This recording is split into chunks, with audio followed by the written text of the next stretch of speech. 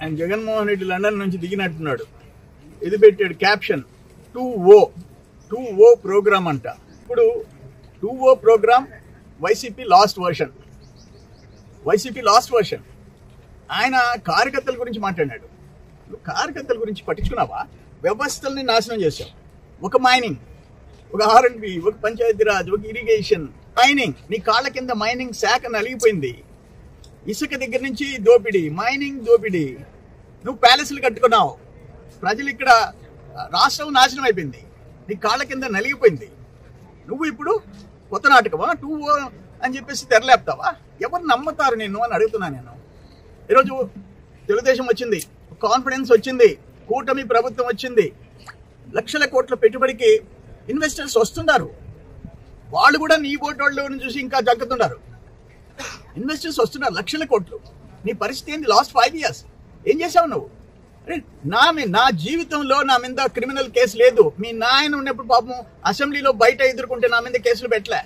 మా మీద పెట్టావు. చంద్రబాబు నాయుడు గారి దగ్గర నుంచి కార్యకర్తల దాకా జైలుకి పంపించావు. నువ్వు మాట్లాడతావా? ఈరోజు కార్యకర్తలు అంటే తెలుగుదేశం, ఒక NTR ట్రస్ట్, ఒక స్కూల్, ఆ కార్యకర్తల బిడ్డల్ని ఉచితంగా చదివించడం, ఒక క్యాన్సర్ హాస్పిటల్, ఒక ప్రమాద బీమా. ఎప్పుడైనా పట్టించుకున్నావా నీ కార్యకర్తల గురించి? లోకేష్ బాబు ఈరోజు ఇంకా యాక్టివేట్ చేసాడు దాన్ని, ఆ ప్రమాద బీమా వీటన్నిటిని. నువ్వు ఏ రోజు ఏం పడి నువ్వు ప్యాలెస్లు కట్టించుకున్నావు? ఎన్ని ప్యాలెస్లు? ఎంత నీకు ఆ డబ్బు మీద మోజు?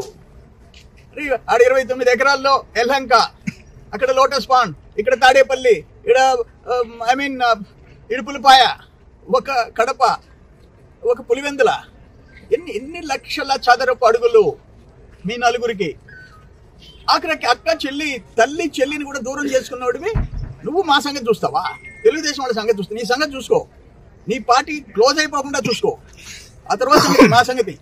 నీ ఇంపార్టెంట్ రైట్ హ్యాండ్, నీ ఏటు నిన్ను వదిలేశాడు. ఇంకా నిన్నెవరు నమ్మేది? నీతో కూడా 16 నెలలు జైల్లో ఉన్న ఏటు నిన్ను వదిలేశాడు. ఇంకెవరు నిన్ను పట్టుకొని ఎలాడేది? కానీ ఈ కథలు, ఈ బెదిరింపులు పక్కన పెట్టు. 2O ప్రోగ్రామ్ ఎవరిని వదిలిపెట్టను. ఏం చేస్తావు నువ్వు? కరెక్ట్ కాదు.